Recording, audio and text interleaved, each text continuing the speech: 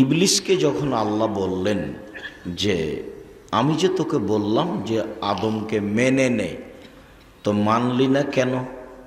তো ইবলিস বলছে আমি হচ্ছে আগুনের তৈরি আর আদম হচ্ছে মাটির তৈরি, আমি তাকে কেমনে মানি? তো আল্লাহ বললেন যে তুই এখান থেকে চলে যা, তুই বিতাড়িত, তুই আমার রহমতের বাইরে। তখন ইবলিস বলছে আচ্ছা ঠিক আছে, আমি চলে যাব, তবে আমার একটা কথা। কি কথা? আমাকে কিয়ামত পর্যন্ত বেঁচে থাকার সুযোগ দিতে হবে। তো আল্লাহ বললেন ঠিক আছে, এলা ওয়াক্তি মালুম, একটা সময় পর্যন্ত তোর কথা মেনে নিলাম। যখন আল্লাহ তার কথা মেনে নিলেন তখন ইবলিস বলছে, দেখেন একটু বলার ঢংটা দেখেন, এই ছেলে কি দেখাচ্ছ? কষ্ট করে হলেও বসে থাকেন, মানুষের তুলনায় জায়গা কম। এখন আমরা আর কি করি, আজকের জন্য তো আর নতুন জায়গার দাবি করলে হবে না। যদিও যারা ব্যবস্থাপনা করেন তাদের কাছে আমাদের গত বছরও আন্তরিকভাবে অনুরোধ ছিল, এবছরও থাকছে যে আপনারা একটা আরও ভালো বড় ব্যবস্থা পদক্ষেপ নিবেন বলে আমরা আশাবাদী ইনশাআল্লাহ। সম্মানিত দিনী ভাই বোন, যখন ইবলিস সময় পেয়ে গেল তখন বলছে যে রব্বি, দেখেন বলার ঢং কেমন, রব্বি হে আমার প্রতিপালক, ও ইজ্জাতেকা, তোমার সম্মানের কসম, লা উগবিয়ান্নাল ইনসানা মা দামাত আরওয়াহুম ফি আজসাদিহিম, আদম সন্তানের দেহে যতক্ষণ পর্যন্ত শ্বাস থাকবে আমি ওকে পাপী করব করব করবই। ও কেমনে জান্নাতে যায় তা আমি দেখে ছেড়ে দেব। পৃথিবীতে সবচেয়ে রিক্সে আছে ইবলিস, খুব কষ্টকর জীবন কাটাচ্ছে ইবলিস। কেন? ইবলিস সর্বোচ্চ চেষ্টা বাছাই করে নিয়েছে আল্লাহর সামনে। সেটা কি? সেটা যে কোনো মূল্যে আপনাকে আর আমাকেও কোথায় নিয়ে যাবে? জাহান্নামে নিয়ে যাবে। তার একটা জোরালো দাবি, আমি একাই জাহান্নামে যাব, আদমের ছেলে মেয়েকে নিয়েই যাব। কেমনে ও জান্নাতে যায় তা আমি দেখে ছেড়ে দেব। ও বলছে যে তোমার সম্মানের কসম, আদমের ছেলে মেয়ের দেহে যতক্ষণ পর্যন্ত শ্বাস থাকবে আমি তাকে পাপী করব করব করব, আমি তাকে জাহান্নামে নিয়ে গিয়েই ছাড়ব। আল্লাহ তখন বললেন না যে তুই পারবি না, এ কথা বললেন না। বুঝাতে পারিনি। আল্লাহ তখন বললেন না যে তুই এটা পারবি না, এ কথা বললেন না। তখন বলছেন আল্লাহ, ওয়া ইজ্জাতি ওয়া জালালি ওয়া ইরতেফায়ে মাকানি, আল্লাহ বলছেন আমার সম্মানের কসম, আমার ইজ্জতের কসম, আমার মর্যাদার কসম, আমার উচ্চতার কসম, আদম সন্তান যতবার ক্ষমা চাইবে ততবার ক্ষমা করে দেব। তখন তিনি বলেছেন, ইয়াবনা আদম মা দাওতানি ওয়া রাজাউতানি, আদমের ছেলে মেয়ে শোনো, তুমি যেভাবে ডাকো আমি সেভাবে থাকি, তুমি যেভাবে বলো আমি সেভাবে শুনি। আদমের ছেলে মেয়ে শোনো, তুমি যেভাবে ডাকো আমি সেভাবে থাকি, তুমি যেভাবে বলো আমি সেভাবে শুনি। তুমি ক্ষমা চাইলে আমি ক্ষমা করে দিই, আমি পরোয়া করি না তুমি কত বড় পাপী, আমি পরোয়া করি না তুমি কত বড় পাপী। আদমের ছেলে মেয়ে শোনো, লাউ বালাকাত জুনুবুকা আনানাস সামায়ে, তোমার পাপ বেশি হতে হতে যদি আকাশে লেগে যায়, পাপ আর পাপ, এর পরেও যদি তুমি আমার কাছে ক্ষমা চাও আমি তোমাকে ক্ষমা করে দিব, আমি পরোয়া করি না তুমি কত বড় পাপী, আমি পরোয়া করি না তুমি কত বড় পাপী। তুমি ক্ষমা চাইলেই আমি ক্ষমা করে দিব, আমি পরোয়া করি না তুমি কত বড় পাপী। তুমি যেভাবে ডাকো আমি সেভাবে থাকি, তুমি যেভাবে বলো আমি সেভাবে শুনি। এটা দুনিয়ার হিসাব। বিচারের মাঠে আবারও আল্লাহ আসবেন আমাদের সামনে, সারা পৃথিবীর পুরুষ নারীর সামনে আল্লাহ আসবেন, এসে বলবেন, ইবনা আদম, হে আদমের ছেলে মেয়ে শোনো, তুমি যে পরিমাণ পাপ নিয়ে এসেছো আমি সেই পরিমাণ ক্ষমা নিয়ে এসেছি। তোমার যে পরিমাণ পাপ আমার সেই পরিমাণ ক্ষমা, তোমার যে পরিমাণ পাপ আমার সেই পরিমাণ ক্ষমা। তোমার পাপ যত আমার ক্ষমা তত, তোমার পাপ যত আমার ক্ষমা তত। আমি তোমার সব পাপ ক্ষমা করে দেব, তবে শিরক শিরক নিয়ে যারা বিচারের মাঠে উপস্থিত হবে তারা আমাকে অপমান করেছে, আমি তাদের ক্ষমা করব না। শিরক নিয়ে যারা বিচারের মাঠে উপস্থিত হবে আমি তাদের ক্ষমা করব না, এই জন্য যে তারা আমাকে অপমান করেছে। তা আপনার ছেলে মেয়ে সকালে স্কুলে গিয়ে বলছে ও কালিমা তোমার আকাশ, ও কালিমা তোমার বাতাস। এবার বলেন দেখি, আপনি এসব ছেলে মেয়ে মানুষ করে কি করবেন? ওর জন্ম, ওর ভিত্তি শিরক। মাস্টার বুঝতে পারিনি যে ও কি বলছে।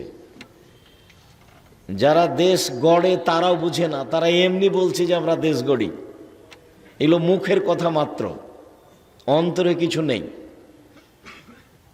তুমি প্রতিবাদ করো না, তুমি কিছু বলো না। আমি তো 90 সাল থেকে বলে আসছি, 5,000 কোটি টাকার মামলা দিয়েছে আমার নামে। আমি নাকি ঠাকুরের বদলে করেছি, ঠাকুরকে অপমান করেছি, মানহানির মামলা।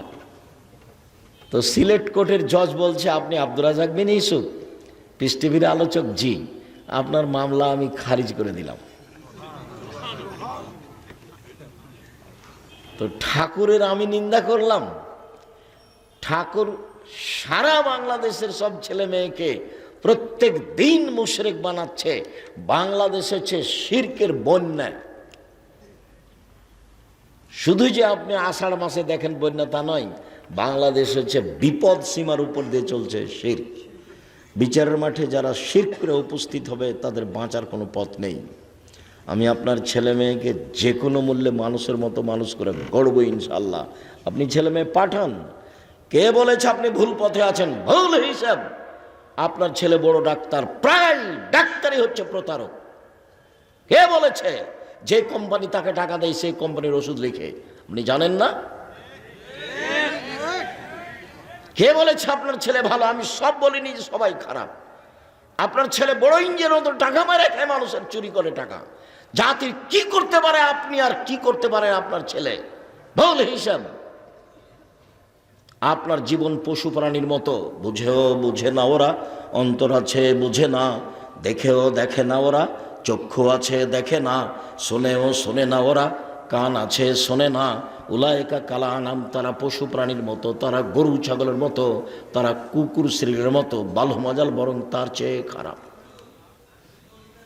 কি হবে এসব জীবন দিয়ে? কি করতে পারেন আপনি জাতির? আপনার ভিত্তি শিরক, আপনার জন্ম শিরক, আপনার পড়াশোনায় শিরক, আপনার জীবন পশু প্রাণীর মতো। আপনার জীবনকে যদি আমি পশু প্রাণীর মতো মনে প্রমাণ করতে না পারি, আমি আব্দুর রাজ্জাক বিন ইউসুফ জাতির সামনে বক্তব্য দিব না।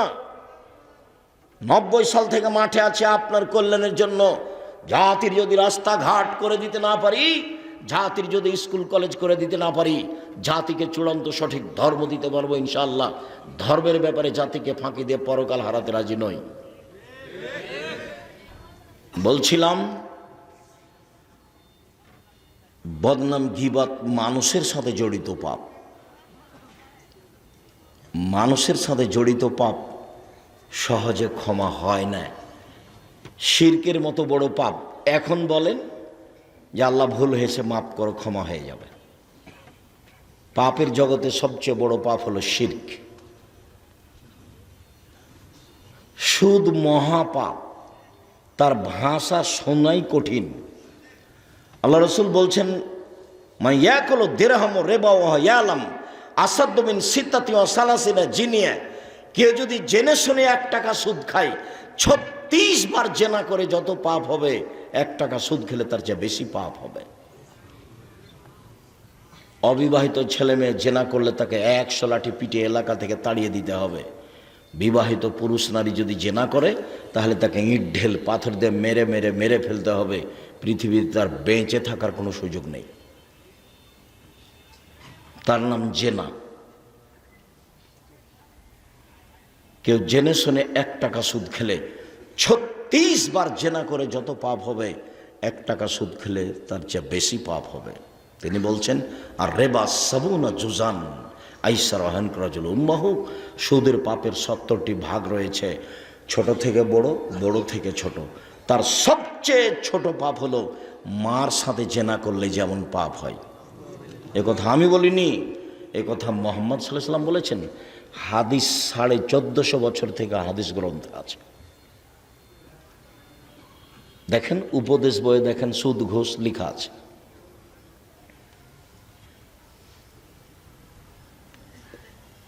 সুদ মহাপাপ, সুদ মহাপাপ, সুদ মহাপাপ। সুদ খেলে মানুষ ভিক্ষুক হবেই। আল্লাহ বলেছেন ইয়ামহাকুল্লাহুর রেবা, সুদ মানুষের টাকাকে কমিয়ে দেয়। আর আল্লাহ রসুল বলেছেন ইন্নার রেবা ও ইনকাসরা ফিন আকিবাতুহু তাসরিল কাল্লিন, সুদ যদিও বাহ্যিকভাবে মনে হয় বাড়ছে, কিন্তু তার শেষ পরিণতি হলো নিঃস্ব। আল্লাহ বলছেন টাকা কমে যাবে, আর আল্লাহ রসুল বলেছেন ও নিঃস্ব হয়ে যাবে। আমি দুটার সমন্বয়ে বলে আসছি, ওকে ভিক্ষুক হতে হবে, আজ হোক আর কাল হোক। তার টাকা পয়সা থাকবে না, টাকা পয়সা তার ধ্বংস হবেই। আল্লাহ বলেছেন হবে, অতএব হতেই হবে, হবেই হবে। আর সেদিন বলছিলাম, আব্দুল্লাহর বক্তব্যতে আমি সেদিন স্পষ্ট হয়েছিলাম, সেদিন থেকে আপনাদের সামনে বলি যে সুদ খেলে টাকা কমে কেন? এই জন্য যে টাকার উপরে জুলুম করা হয়। প্রত্যেকটা জিনিস যাকে যেই জন্য তৈরি করা হয়েছে তাকে সেভাবে ব্যবহার না করলে তার নাম জুলুম। টেবিলটা বই রাখার জন্য, এখন আমি টেবিলের উপরে উঠে বসে আছি, তাহলে এটা হলো জুলুম। তো টাকার মুদ্রার জন্ম হয়েছে বিনিময়ে ব্যবহারের জন্য। 1 কেজি বেগুন নিলাম, বিনিময়ে টাকা দিলাম। 10 কেজি চাউল নিলাম, বিনিময়ে ডলার দিলাম। একটা স্বর্ণ নিলাম, বিনিময়ে রিয়াল দিলাম। তো তাহলে টাকা কিসের জন্য জন্ম হয়েছে? বিনিময়ে ব্যবহার হওয়ার জন্য। তো এখন মানুষ টাকা দিয়ে যদি টাকা নেয়, তাহলে কি বিনিময় হলো? তাহলে বিনিময় হলো না। তাহলে টাকার উপরে জুলুম হলো। যার উপরে আপনি জুলুম করবেন সে আপনার কাছে চিরদিন থাকতে পারবে না, একদিন না একদিন বিদায় হবেই। তা আপনি যখন সুদ খাবেন তখন টাকা আপনার জুলুম আর কতদিন সহ্য করবে? সহ্য করতে করতে এক সময় টাকা চলে যাবে। মূল কথা, সুদ যত বড়ই পাপ হোক না কেন, কোটি কোটি টাকা সুদ খেয়েছেন, আজকে সব লেনদেন বন্ধ করে বলেন আল্লাহকে, আল্লাহ ভুল হয়েছে, তুমি আমাকে মাফ করো। আল্লাহ বলবেন ঠিক আছে করলাম, যা। কিন্তু বলেছেন ওই যে নির্বাচন, অমুক অমুক, এই চোর সেই, এখন ওর জন্য ক্ষমা চান তো দেখি, মরা পর্যন্ত ক্ষমা চান, দেখি পাপ কেমনে ক্ষমা হয়ে যায়। এটা হবে না, এটা আল্লাহর সাথে জড়িত নয়, এটা মানুষের সাথে জড়িত। এইটা যদি আল্লাহ ক্ষমা করে দেন তাহলে আল্লাহ হবেন জালেম, জুলুমকারী। আর আল্লাহ বলছেন ইন্নী হারামতু যুলমা আলাইয়া, আমি আমার উপরে জুলুম করা হারাম করেছি। তুমি মানুষের বদনাম করেছ আর আমি ক্ষমা করে দেব, এই জুলুম আমি করি না। যার বদনাম করেছো ওর কাছে ক্ষমা নেওয়া। যার টাকা নিয়ে তুমি দেওনি তাকে টাকা দেওগা, ওটা আমি ক্ষমা করব না। তুমি ওর ছেলে মেয়ে 3টা, 2টা ছেলে 1টা মেয়ে, জমি জায়গা সব তুমি ছেলেকে লিখে দিয়েছো, মেয়েকে দেওনি, আমার কাছে ক্ষমা হবে না, ওখানে ক্ষমা নেওয়া। মানে জাহান্নামে চলেই গেছে, ঢোকেনি কেন? মরেনি এই জন্য। মানুষের হক নষ্ট হচ্ছে, মানুষের সাথে জড়িত পাপ। এটা অবশ্য পাপ না, এই চিন্তা আমার মাথাতে নেই। রংপুর, লালমনিরহাট ওই দেশের মানুষেরা, ওই জেলার মানুষেরা বোনেরাকে জমি দেয় না। বোনেরা জমি চাইলেই খেপে যায়, এটা বোনদের নাকি অপরাধ। তা আমি বললাম যে তোমার দাদা মারা গেছে, তোমার বাপ পাবে সকালে জমি আর তোমার ফুফু পাবে বিকালে জমি, এরকম না একসাথে? বলে একসাথে। একসাথে যদি পাই তাহলে এটার ফলাফল বলো। সম্মানিত দিনী ভাই বোন, বলছিলাম সুদ মহাপাপ। এরপরেও মানুষ যদি আল্লাহর কাছে ক্ষমা চাই, ক্ষমা হয়ে যাবে। জেনা মহাপাপ, এরপরেও যদি মানুষ আল্লাহর কাছে ক্ষমা চাই, ক্ষমা হয়ে যাবে। সালাত ত্যাগ করা, নামাজ না পড়া মহাপাপ। 70 বছর বয়স, একদিনও সালাত আদায় করেনি। আজ বলছে আল্লাহ আমার ভুল হয়েছে, তুমি আমাকে মাফ করো, আমি আজ থেকে সালাত শুরু করলাম, ইনশাআল্লাহ তার সব পাপ ক্ষমা হয়ে যাবে। কিন্তু বদনাম করে আল্লাহর কাছে ক্ষমা চাইবে, তখন এই পাপ ক্ষমা হবে না। মানুষের সাথে জড়িত পাপ হলো বদনাম, গীবাত। এক খেলে চেয়ে থাকবেন।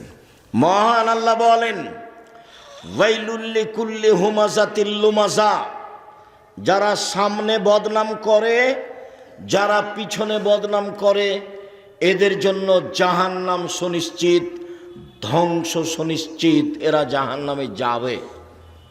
ঘোষণা। যে সামনাসামনি বদনাম করে সেও জাহান্নামে যাবে, যে পিছনে বদনাম করে সেও জাহান্নামে যাবে। বদনাম কি জিনিস? আবু হুরায়রা রাদিয়াল্লাহু তাআলা আনহু বলেন, রাসূল সাল্লাল্লাহু আলাইহি ওয়াসাল্লাম বলেছেন, হাল তাদরুনা মাল গীবাত, সঙ্গী সাথী বলতে পারো গীবাত কাকে বলে? সঙ্গী সাথী বলতে পারো বদনাম কাকে বলে? কালু আল্লাহ রাসূলুহু আলাম, সাহাবীগণ বললেন, জিনা, বদনাম গীবাত কাকে বলে আমরা জানি না। তখন আল্লাহ রাসূল বললেন, জিক্রুকা আখাকা বা মিয়াকরাহ, তুমি তোমার ভাইয়ের কথা বলছো, ও যদি শুনতে পাই, তাকে যদি খারাপ লাগে, তার নাম হলো গীবাত। আপনার কথা আমি এখানে বলছি, যদি আপনি শুনতে পান, আপনাকে যদি খারাপ লাগে, এটাই হলো গীবাত। তা আপনার যদি আমি সুনাম করি, তাহলে কি আপনাকে খারাপ লাগবে? এতটুকু আপনি বলতে পারেন যে ভালো, তবে বেশি হয়ে গেছে বলা। যেমন আমি অনেক সময় বলি না, আমার বাপের নাম ইউসুফ আর আমার নাম আব্দুর রাজ্জাক, আব্দুর রাজ্জাক বিন ইউসুফ, এর চেয়ে বেশি বলা লাগবে না। আর চাপ দিয়ে কেউ আমার পরিচয় এ যাবৎ আদায় করতে পারেনি যে আমি এই পড়াশোনা বা এই জানি বা এই কিছু বা এই করি। চাপ দিয়ে কে এ যাবৎ আদায় করতে পারেনি। যখন খুব জোরে চাপ দিয়েছে যে বিজ্ঞাপন পোস্টারে লিখতে হবে, কি লিখবো বলেন, তখন আমি বলেছি আমার নাম আব্দুর রাজ্জাক আর আমার বাপের নাম ইউসুফ, বাপ বেটা মিলে আব্দুর রাজ্জাক বিন ইউসুফ। দেখেন এতে পাপ নাই। কাউকে জিজ্ঞাসা করেন আমার কাছ থেকে এর চেয়ে বেশি কেউ আদায় করতে পেরেছে নাকি? সম্মানিত দিনী ভাই বোন, তুমি কারো কথা বললে, ও যদি শুনতে পাই, তাকে যদি খারাপ লাগে, এটা হলো গীবাত। এ পর্যন্ত আল্লাহ রাসূল বললেন। সাহাবী বলেন, আরায়তা ইন কানা ফিহি মাকুল, আল্লাহ রাসূল আপনি তাহলে কি বলতে চান? একটা মানুষ চুরি করেছে, আমি যদি বলি চোর, একটা মানুষ জেনা করেছে, আমি যদি বলি জেনা করেছে, তাহলেও কি গীবাত হবে?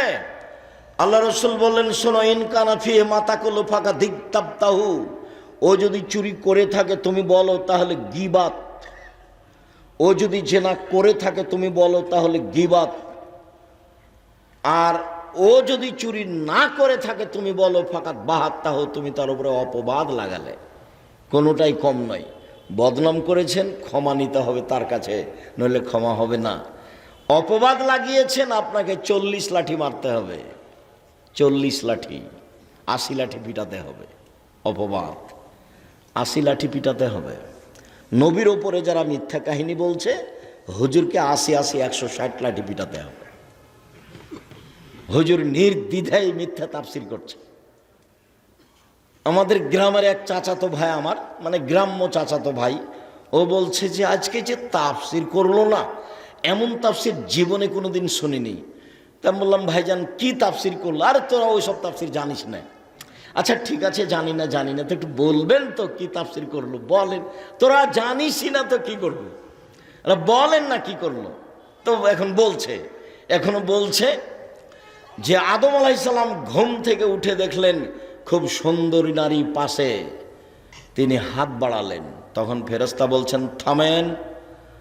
তো আদম আলাইহিস সালাম বলছেন কেন? তো ফেরেশতা বলছেন মোহর দিতে হবে, মোহর। তখন আদম আলাইহিস সালাম বলছেন মোহর আবার কি? তাহলে মুহাম্মদ সাল্লাল্লাহু আলাইহি সাল্লামের উপরে 1000 বার দুরূদ পড়ে দিতে হবে, এটা হলো মোহর। এখন আল্লাহ বলছেন যে আমি আদমকে সব কিছু শিখিয়ে দিয়েছি।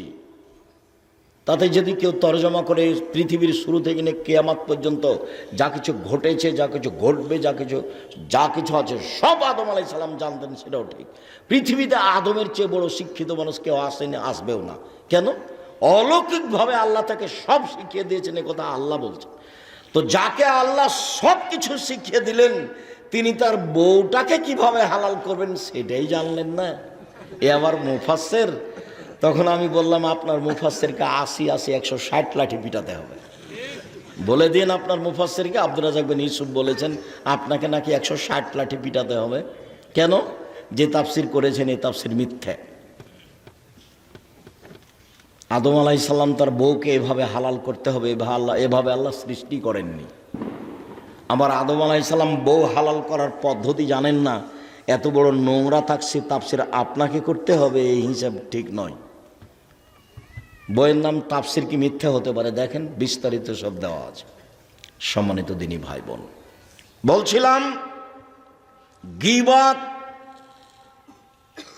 জুবাইর ইবনে মুতাইম রাদিয়াল্লাহু তাআলা আনহু বলেন রাসূল সাল্লাল্লাহু আলাইহি সাল্লাম বলেছেন লা ইয়াদখুলুল জান্নাতা কাত্তাব অফি রিওয়ায়াতিন নাম্মাম, বদনাম করে যে, গীবত করে যে, সে জান্নাতে যাবে না। চগলখড়ি করে যে, সে জান্নাতে যাবে না। ওইখানের কথা এখানে লাগাই, এখানকার কথা ওখানে লাগাই, এই চগলখোর জান্নাতে যাবে না, বদনাম গীবতকারী জান্নাতে যাবে না। জীবনে একটা খুব রিস্ক নিয়ে বেঁচে থাকার চেষ্টা করবেন, কারো বদনাম করবেন না, আর প্রতিশোধ নেবেন না। প্রতিশোধ নেই আর বদনাম নেই, যা হবে হবে। মোবাইলে যখন আমাকে গালি দেওয়া শুরু করে তখন আমার মা বোন দিয়ে শুরু করে। তো যখন গালি দিতে দিতে থেমে যাই তখন আমি আবার রিং দিই, দিয়ে বলি ভাইজান আর কি কিছু গালি ছিল, হয়তো মোবাইলের টাকা মনে হয় শেষ হয়ে গেছে, আরও থাকলে দিয়ে নেন। আমি কোনো দিন তার প্রতিশোধ নিইনি। চেষ্টা করি মানুষের পিছনে না পড়া। মানুষের পিছনে পড়লে আল্লাহ আমার বিরুদ্ধে চলে যাবেন, তখন আমি আর টিকতে পারবো না। একটু পরে আসছে দেখেন। গীবত মহাপাপ। আবু হুরায়রা রাদিয়াল্লাহু তাআলা আনহু বলেন রাসূল সাল্লাল্লাহু আলাইহি ওয়াসাল্লাম বলেছেন তাজদুন আশারনাস ইয়াউমাল কিয়ামা আল্লাযী ইয়াতি হাওলায় বিওয়াজহিন ওয়া হাওলায় বিওয়াজহিন। এই বিচারের মাঠে সবচেয়ে নিকৃষ্ট জঘন্য মানুষ হবে সেই যে গীবত, বদনাম, চগলখড়ি করে। এখানে আসে এক কথা বলে, ওখানে যায় আর এক কথা বলে। এ হলো মানুষের মধ্যে সবচেয়ে নিকৃষ্ট খারাপ মানুষ, এ জান্নাতে যাবে না। আনাস রাদিয়াল্লাহু তাআলা আনহু বলেন রাসূল সাল্লাল্লাহু আলাইহি ওয়াসাল্লাম বলেছেন মান কানা লাহু জাওয়াজান কানা লাহু ইয়াউমাল কিয়ামা লিসানান। যে ব্যক্তি দুনিয়াতে মানুষের বদনাম করবে, গীবত করবে, বিচারের মাঠে তার দুইটা জিহ্বা হবে আগুনের। লিসানান মিন নার। কি বুঝলেন এই হাদিসটা? যারা মানুষ, দেখো তো ওখানে ভিতরে দু একটা মানুষ আসছে যাচ্ছে, কেন? ওটা বন্ধ করতে হবে। দয়া করে আপনি আমার প্রয়োজন দেখায়েন না, আমি আপনার প্রয়োজন দেখতে চাচ্ছি না। আপনাকে আমি সম্মান করতে চাচ্ছি, আপনাকে আমি মানুষ মনে করছি, পশু প্রাণী মনে করি না।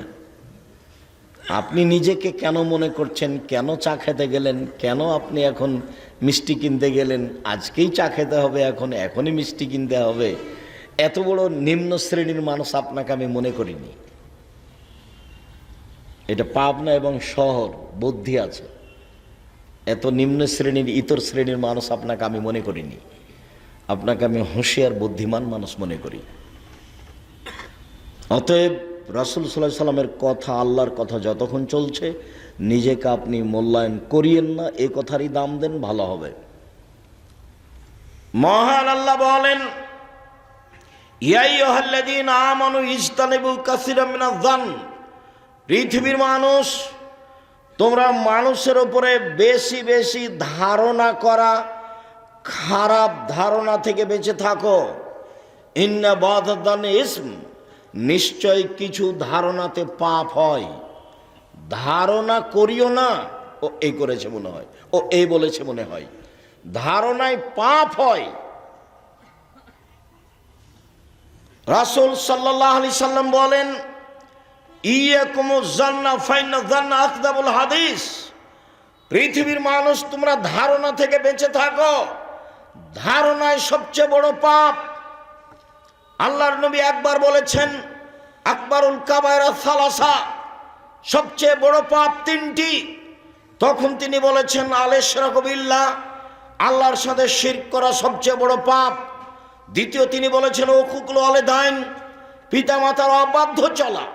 তৃতীয় তিনি বলেছেন, কাউলুজ জুরে, মিথ্যা সাক্ষী দাও, শাহাদাতুজ জুরে, মিথ্যা সাক্ষী দেওয়া পৃথিবীতে তৃতীয় মহাপাপ।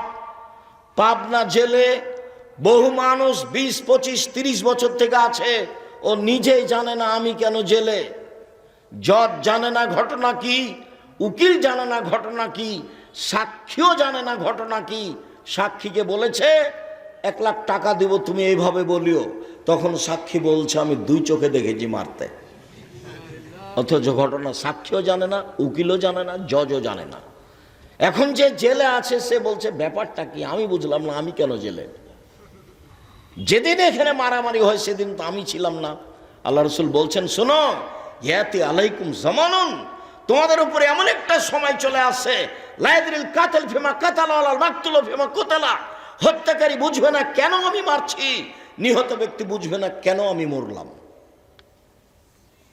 যে মারবে তার ব্যাপারে বলবে কি ব্যাপারে, এ আমাকে মারছে কেন, একে তো আমি চিনি না। আর যে মারছে সেও জানে না যে একে কেন মারছে। ওকে একজন বলেছে টাকা 50,000 দিব ওকে মেরাই, তখন দেখছে টাকা 50,000 তো পাচ্ছি, মেরে গেছে। ও তো জানে না কেন মারছে, আর যাকে মারছে সেও তো চিনে না যে আমাকে মারছে কেন। আল্লাহ রাসূল বলছেন, হত্যাকারী জানে না কেন আমি মারছি, নিহত ব্যক্তি জানে না কেন আমি মরছি। জেলের মানুষটা জানে না 25 বছর থেকে আমি জেলে কেন।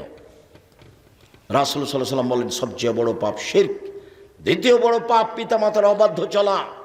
যত বড়ই জালেম মনে হচ্ছে বাপ মাকে, মুখ বন্ধ রাখবেন, ক্ষমতা দেখাবেন না বাপ মায়ের সামনে, যা হবে হবে।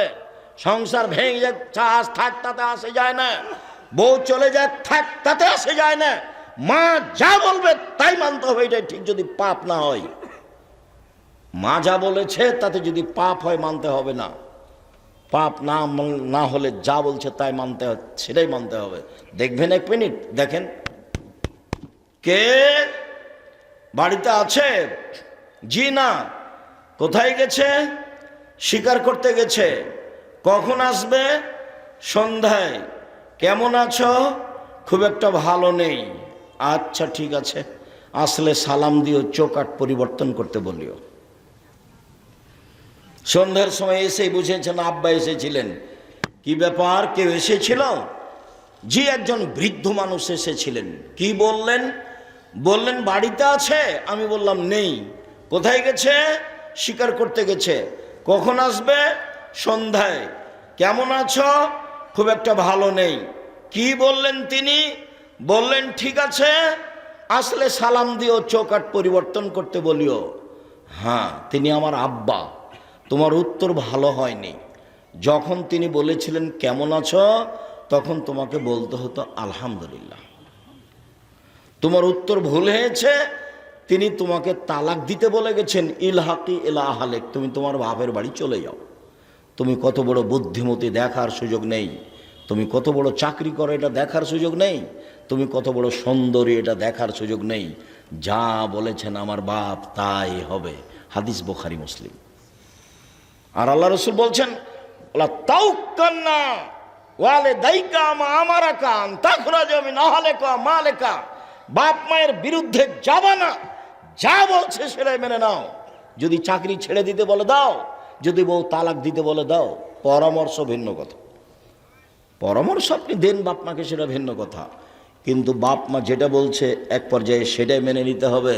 পৃথিবীর দ্বিতীয় মহাপাপ বাপ মায়ের অবাধ্য চলা, পৃথিবীর তৃতীয় মহাপাপ মিথ্যা সাক্ষী দেওয়া।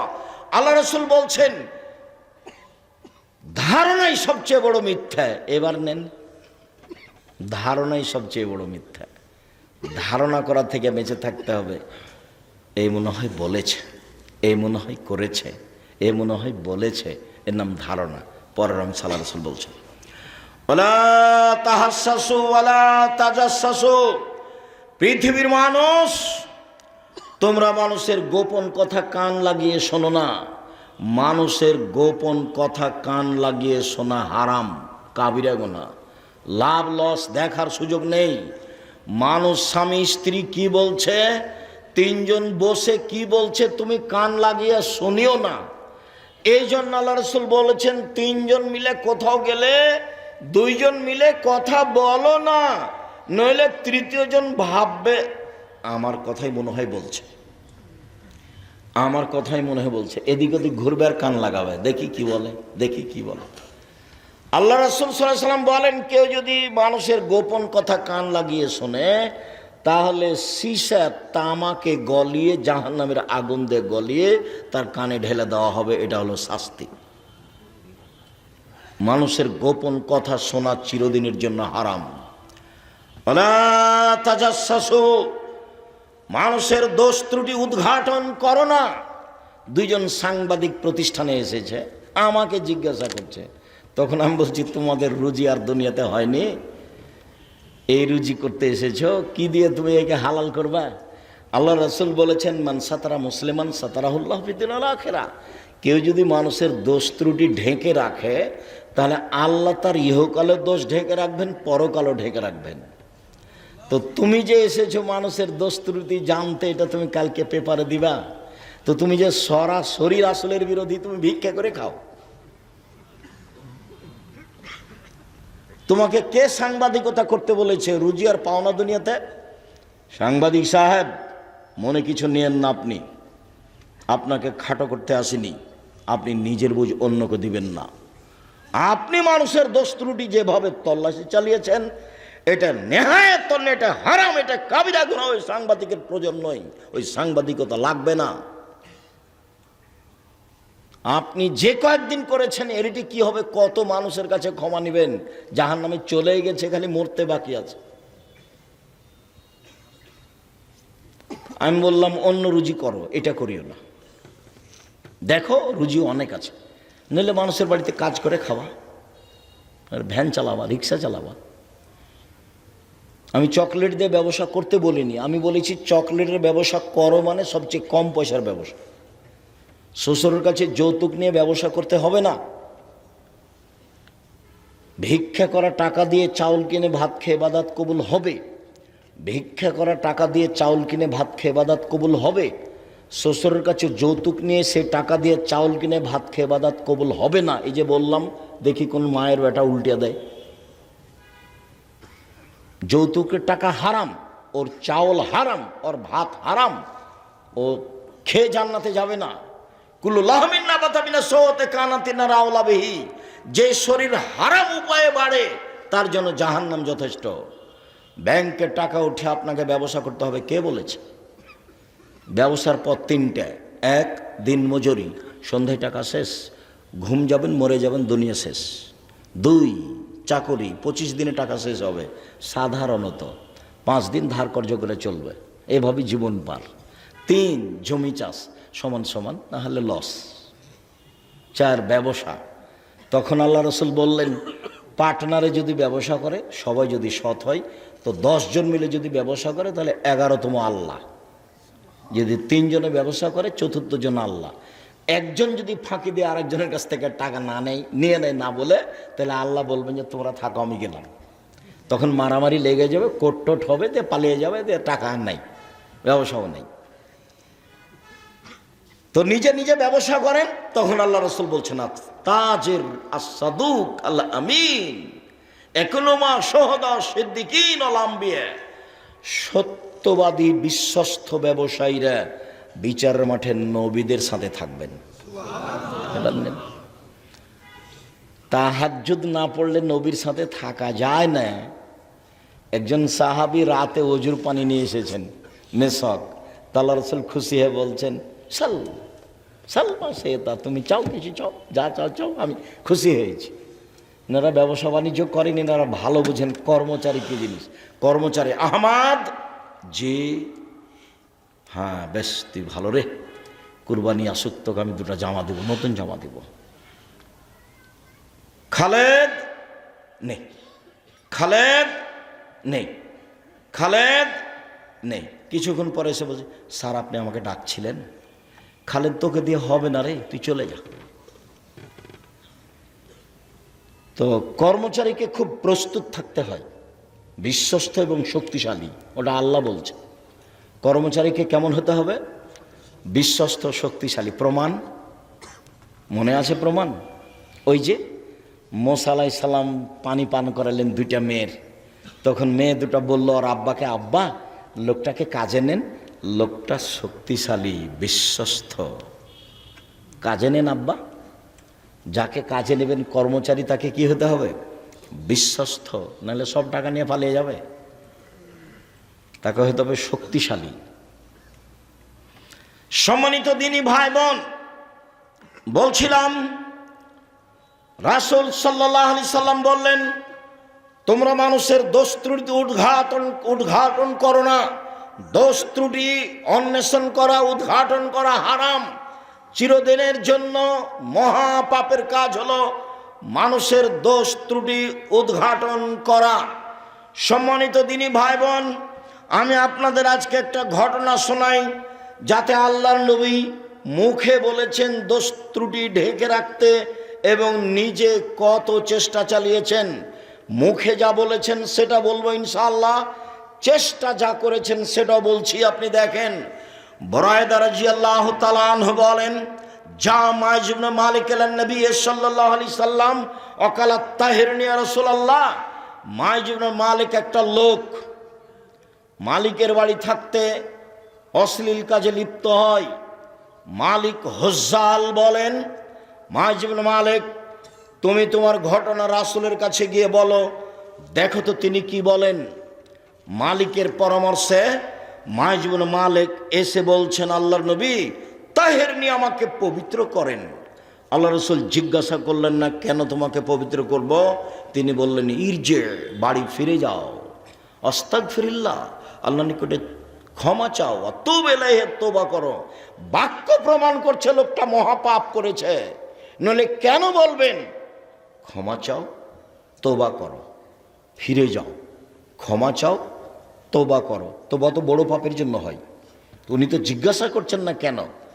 ফরাজা গায়রা বাইদিন, একটু গিয়ে আবার ফিরে এসে বলছেন তাহেরনি ইয়া রাসূলুল্লাহ, আল্লাহ রাসূল আমাকে পবিত্র করেন। তখন আল্লাহ রাসূল বলছেন ইরজে, বাড়ি ফিরে যাও, আস্তাগফিরুল্লাহ, আল্লাহর নিকটে ক্ষমা চাও, তুব ইলাইহি, তুমি তওবা করো, পাপ ক্ষমা হয়ে যাবে। লোকটা চলে গেল, একটু গিয়ে আবার ফিরে এসে বলছে তাহেরনি ইয়া রাসূলুল্লাহ, আল্লাহ রাসূল আমাকে পবিত্র করেন। তখন আল্লাহ রাসূল বললেন তুমি ফিরে যাও, ক্ষমা চাও, তওবা করো। লোকটা চলে গেল, আবার ফিরে এসেছে, চতুর্থবার এবার হচ্ছে। যখন চতুর্থবার এসেছে তখন আল্লাহ রাসূল বলছেন আবেহি জনন, ও কি পাগল? আমি তো তাকে চলে যেতে বলছি, যায় না কেন? সে কি আমার কথা বুঝে না? আমি তো তাকে চলে যেতে বলছি যে তুমি যাও, ক্ষমা চাও, তওবা করো, পাপ ক্ষমা হয়ে যাবে। কালু লাইসা বিমাজনুন, সাহাবীগণ বলেন জি না, আল্লাহ রাসূল তো পাগল নয়। কই, আল্লাহ রাসূল তো একবারও বলছেন না কেন কেন তোমাকে পবিত্র করব। ঘটনা কিন্তু বুঝতে পারছেন। বলছেন ও কি পাগল? তো সাহাবীগণ বলছেন জি না, পাগল নয়। তখন আল্লাহ রাসূল বলছেন সারেবা খামরান, ও কি মদ পান করেছে? তাই সে আমার কথা বোঝে না। আমি তাকে চলে যেতে বলছি, যায় না কেন? ও কি মদ খেয়েছে? তাই তার মস্তিষ্ক বিকৃত হয়েছে, সে আমার কথা বোঝে না। ফাঁকামেরা জলুন ফাস্তান কাহ, একটা লোক দাঁড়ালো, তার মুখে নাক লাগিয়ে মুখটা সঙ্গে দেখে বলল, আল্লাহ রসুল মা সারেবা খামরান, এ তো মদ পান করেনি। তাহলে এ পাগল নয়, এ মদ পান করেনি, এ ভালো। এখন আল্লাহ রসুল বলছেন, আজ জানাইতা, তুমি জেনা করেছ? তখন তিনি যা বলার বললেন, মানে হ্যাঁ। তখন আল্লাহ রসুল বল, ঠিক আছে, একে নিয়ে যাও, মাঠে নিয়ে গিয়ে ইট ঢেল পাথর দিয়ে মেরে ফেলো। যেটা শাস্তি সেটা তিনি করতে বললেন, ঘটনা শেষ। এখানে কথা আর একটু আছে। এই ছেলে, কোনো কাজে ব্যস্ত থাকো না, এক খেয়ালে চেয়ে থাকবা। সম্মানিত দিনী ভাই বোন যারা আছেন, দয়া করে কোনো কাজে ব্যস্ত থাকবেন না। কথা শেষ হয়নি। অনেক দিন পরে একদিন রাসূল সাল্লাল্লাহু আলাইহি সাল্লাম রাস্তায় আসছেন, আর এই মাইজ ইবনে মালিকের মালিক হুজ্জাল রাস্তা দিয়ে যাচ্ছেন, মুখামুখি দেখা। কথা বুঝতে না পারলে আবার বলি, যাকে ইট ঢেল পাথর দিয়ে মেরে ফেলা হলো, ইনি সাহাবী। এনার নাম হচ্ছে মাইজ ইবনে মালিক। ইনি একটা বাড়িতে কাজ করতেন, মালিকের নাম হুজ্জাল বা হাজ্জাল। তো এই হুজ্জাল ঘটনাটা জেনে নেয়, তার স্ত্রীর সাথে অথবা তার কাজের মেয়ের সাথে ঘটনাটা ঘটে। তো হুজ্জাল জেনে নিয়ে বলেন যে ইনি খুব ভদ্র মানুষ, মাইজ ইবনে মালিক। তো উনি মালিকও খুব দুর্বল তার উপরে। তখন উনি বললেন, দেখো মাইজ ইবনে মালিক, ঘটনা যখন ঘটেই গেছে, তো তুমি একটু রাসূলের কাছে যাও, একটু পরামর্শ নেও। তো এখন রাসূলের কাছে গিয়ে সরাসরি বলছেন, আমাকে পবিত্র করেন। তা আল্লাহ রাসূল তো ঘুরালেন, একবার ঘুরালেন, দুইবার ঘুরালেন, তিনবার ঘুরালেন, চারবার ঘুরালেন। পঞ্চমবারে বললেন যে ও কি পাগল? না। ষষ্ঠবারে বললেন, ও কি মদ খেয়েছে? না। তখন আল্লাহ রাসূল বললেন, তুমি অশ্লীল কাজ করেছো? জি। তখন আল্লাহ রাসূল বললেন, ঠিক আছে, তোমরা ওকে ইট পাথর দিয়ে মেরে ফেলে দাও। তো ইট পাথর দিয়ে মেরে ফেলা হলো, ঘটনা শেষ। অনেক দিন পরে তার মালিক আর রাসূলের মুখামুখি দেখা। তখন আল্লাহ রাসূল বলছেন, ও হুজ্জাল, লাউ সাতারতা খাবারা মাইজ ইবনে মালিক লাকুনতা খায়রান কাসীর। তুমি যদি মাইজ ইবনে মালিকের ঘটনাটা লুকিয়ে রাখতে, তাহলে যে কত ভালো হতো, বেহিসাব ভালো হতো। একটা ইসিম তাবজিল শব্দ ব্যবহার করা হয়েছে, ওটাকে আপনি বুঝাতে পারিনি আমি আপনাকে। হুজ্জাল, তুমি যদি তার ঘটনাটা লুকিয়ে রাখতে, তাহলে যে কত ভালো হতো। তুমি আমার কাছে কেন পাঠালে? আমি চেষ্টা করেছিলাম তার ঘটনা লুকিয়ে রাখতে, কিন্তু শেষ পর্যন্ত পারিনি। শেষ পর্যন্ত বিচার হয়েই গেছে। তুমি যদি লুকিয়ে রাখতে, তাহলে কত ভালো হতো। আপনাকে এই বুখারী মুসলিমের হাদিস পেশ করে দেখালাম যে আল্লাহর নবী মানুষের দোষ ত্রুটি ঢেকে রাখতে কত চেষ্টা করেছে।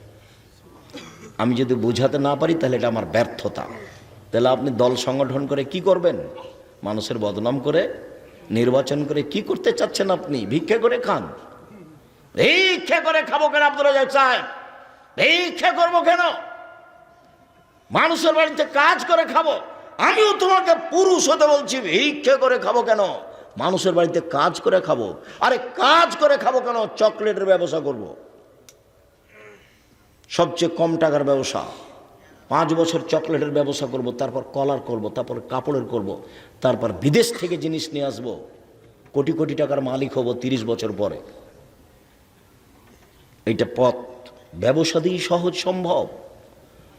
ব্যবসা দিয়েই অসহায় মানুষের পাশে দাঁড়ানো যায়। আর আল্লাহকে বলবেন, আরে ব্যবসা করছি অসহায় মানুষের পাশে দাঁড়ানোর জন্য, ব্যবসা দিয়ে জান্নাত কিনে নেব। এই জন্য হজ করলে জান্নাত পাওয়া যায় কিনা যায় না, সালাত আদায় করলে জান্নাত পাওয়া যায় কিনা যায় না, রমজান মাসে সিয়াম পালন করলে জান্নাত পাওয়া যায় কিনা যায় না, তাসবিহ তাহলিল জিকির আজকার করলে জান্নাত পাওয়া যায় কিনা যায় না, কোরআন তেলাওয়াত করলে জান্নাত পাওয়া যায় কিনা যায় না। জান্নাত কেনার একটাই পথ হলো দান। আমি অসহায় মানুষকে দান করেছি, আমি জান্নাত কিনে নিয়েছি। আল্লাহ বলছেন, পৃথিবীর মানুষ, আমি তোমার জান এবং মালের বিনিময়ে জান্নাত বিক্রি করে দিলাম, যাও। তা বলেন আল্লাহ, তাই বলেন নবী। আমি এই জন্য ব্যবসা করি, আমি কোটি টাকার মালিক হয়ে সরকারকে উঠাবার বসাবো, এই জন্য আমি টাকা ইনকাম করিনি। আমার টাকা ব্যবহার হবে অসহায় মানুষের জন্য, এই জন্য ব্যবসা করি। মেয়েকে 350 550 টাকা দিয়ে চকলেট খাওয়াবো, আইসক্রিম খাওয়াবো এই জন্য নয়। জীবিকা নির্বাহ করব মধ্যম পন্থায়। যেদিন সামান্য টাকার মালিক ছিলাম সেই দিনও খরচ হবে মধ্যম পন্থায়। আজকে বিত্তশালী হয়েছে, আজকেও খরচ হবে মধ্যম পন্থায়। তবে ওই ব্যাখ্যাই ঠিক, হুজুর যে কথাই বলুক। কোন ব্যাখ্যা? আপনি পাবনা শহরে সবচেয়ে বেশি টাকা পয়সাওয়ালা মানুষ, ধনী মানুষ। পাবনা শহরে একটা নদীর মাছ এসেছে যেটা 1,500 টাকা কেজি, 20 কেজি ওজনের মাছ। এটা তো কেউ কিনবে না যদি আপনি না কিনেন, তাহলে সন্ধ্যার সময় লোকটার মাছটা নষ্ট হবে। এখন আপনি যদি না কিনেন তাহলে আপনি কৃপণ, এই কথাই ঠিক। বোঝা গেল না? কথার কি অস্পষ্টতা আসছে? তো এখন এই মাছটা কে কিনবে? আপনাকে কিনতে হবে। আপনি পুঁটির মাছ কিনবেন কেন? কিনেন, তবে এই অবস্থাতে আপনাকে এটা কিনতে হবে, নইলে বাজার অকেজো হবে। সম্মানিত দিনী ভাই বোন, বলছিলাম রাসূল সাল্লাল্লাহু আলাইহি সাল্লাম মানুষের দোষ ত্রুটি ঢেকে রাখার কেমন চেষ্টা করেছে, বিষয়টি আপনার কাছে স্পষ্ট হয়েছে বলে আমি অনুমান করছি। এবার রাসূল সাল্লাল্লাহু আলাইহি সাল্লাম মানুষের দোষ ত্রুটি ঢেকে রাখার জন্য বলছেন। তিনি বলেন, মান সাতারা মুসলিমান সাতারাহুল্লাহু ফিদ দুনিয়া ওয়াল আখিরা। কেউ যদি মানুষের দোষ দুনিয়াতে ঢেকে রাখে, আল্লাহ দুনিয়াতে এবং বিচারের মাঠে তার দোষ ত্রুটির কথা ঢেকে রাখবেন। এবার বিচারের মাঠে এদিকে দেখেন, একটা লোককে আল্লাহ পাশে নিয়ে আসবেন, নিয়ে এসে তাকে আড় করে, পাশে নিয়ে এসে আড় করে তার পাপ আর নেকির খাতা তার সামনে ধরে বলবেন, দেখো তো এগুলো কি তোমার পাপ, দেখো তো। তখন বলে, জি হ্যাঁ এগুলি আমার পাপ। তো তুমি কি মনে করছো যে আমার ফেরেশতারা অন্যায়ভাবে লিখে দিয়েছে? জি না, সেটা আমি মনে করি না। তুমি কি আমাকে কিছু বলতে চাও? জি না, আমি কিছু বলতে চাই না। শোনো, মানুষ হিসেবে তুমি দুনিয়াতে মানুষের দোষ ঢেকে রেখেছিলে, আমি আল্লাহ তোমার দোষ ঢেকে রাখতে পারি না? পারি। যাও, তোমার বিচার হবে না, মাফ করে দিলাম, যাও। এ হলো যে দোষ ঢেকে রাখে তার ফলাফল। এবার বলেন সাংবাদিক, আপনার কি হবে? এবার বলো যুবক, তোমার কি হবে? তুমি যে দিন রাত মানুষের বদনাম করে বেড়াচ্ছ, তোমাকে এ কাজ কে দিয়েছে? একটা সিগারেটের জন্য দিন রাত এভাবে সারা রাত বসে আড্ডা পিটো? এশার সালাতের পরে কথা বলা হারাম, জরুরি। রাষ্ট্রীয় পর্যায়ের কথা ছাড়া, ছেলে মেয়ের পারিবারিক জরুরি কথা ছাড়া এশার সালাতের পরে কোনো কথা হবে না। একরাহুল কালামা বাদাল এশায়ে, একরাহুন নাওমা কাবাল এশায়ে। আল্লাহ রাসূল এশার সালাতের পরে কথা বলা ঘৃণা করতেন। আল্লাহ রাসূল এশার সালাতের পূর্বে ঘুমিয়ে যাওয়া ঘৃণা করতেন। বলো তুমি কোন লজ্জায়? তুমি নাকি মাস্টার ডিগ্রি পাস, এ কথা আমি বলিনি, তোমার বাপে বলছে। তুমি নাকি ইন্টার পাস করেছো, এ কথা আমি বলিনি, তোমার বাপে বলছে। তো তোমার বাপে যে বলছে, তো তুমি কেন রাত 12টা এখানে আড্ডা পিটো? কেন আড্ডা পিটো? এখানে আর একজনের বদনাম করো কেন? তুমি কয় টাকার মালিক? তোমার ও তোমাকে কয় টাকা দিয়েছে? বুকে সাহস নিয়ে 5টা 4টা কাজ করিও। 1 5 ওয়াক্ত সালাত, 2 হালাল রুজি, 3 কোরআন তেলাওয়াত, 4 আড্ডা পিটা চিরদিনের জন্য হারাম। জান্নাত হবে ইনশাল্লাহ, জান্নাত হবে। জান্নাতের পথ সহজ আছে। মহিলাদের জন্য তো একেবারেই সহজ। ওদের জন্য আল্লাহ রাসূল জান্নাতকে একবারে সহজ করে দিয়েছেন। 1 5 ওয়াক্ত সালাত, 2 রমজান মাসের সিয়াম রোজা, 3 স্বামীকে মেনে চলা, তিতা লাগুক আর মিঠা লাগুক। আব্দুর রাজ্জাক সাহেব, এই কথাই তো আপনার সহ্য করতে পারি না। তিতা লাগুক আর মিঠা লাগুক, আপনি এই কথা বলছেন কেন? আমি কি বলতে পারি? আল্লাহ রাসূল বলছেন যে স্বামীকে মেনে চলতে হবে। 4 জেনায় লিপ্ত হলো না, তাহলে তার জন্য জান্নাতের সব দরজা খোলা। জেনা যদি হয়ে গিয়েই থাকে তাহলে তওবা করো, পৃথিবীর যে কোনো বিপদ থেকে বেঁচে যাওয়া। জেনা যদি বন্ধ ঘোষণা করো তাহলে বিচারের মাঠে বিশেষ ছায়াতলে থাকতে বাবা, দুশ্চিন্তার কিছু নেই। 4টে, 1 5 ওয়াক্ত সালাত, 2 রমজান মাসের সিয়াম রোজা, 3 স্বামীকে মেনে চলা। আব্দুর রাজ্জাক সাহেব একটু কথা বলেন। হ্যাঁ বলেন, কি বলবো? আমার স্বামীর মুখ এত খারাপ, এত খারাপ, তার মুখের দিকে আমি তাকাতেই পারি না। তাকে আমাকে এত ঘৃণা লাগে। তো আমি পানি চাই যখন তখন আমি মেয়েকে বলি যে তোর আব্বাকে পানি দিয়ে, বৌমাকে বলি যে তোমার শ্বশুরকে পানি দিয়ে আসো। কেউ যদি না থাকে আমার কাছে যদি পানির কথা বলে, তাহলে 1 গ্লাস পানি নিয়ে সামনে এবার থ্যাকস করে রেখে আমি চলে যাই। আমি সহ্য করতে পারি না।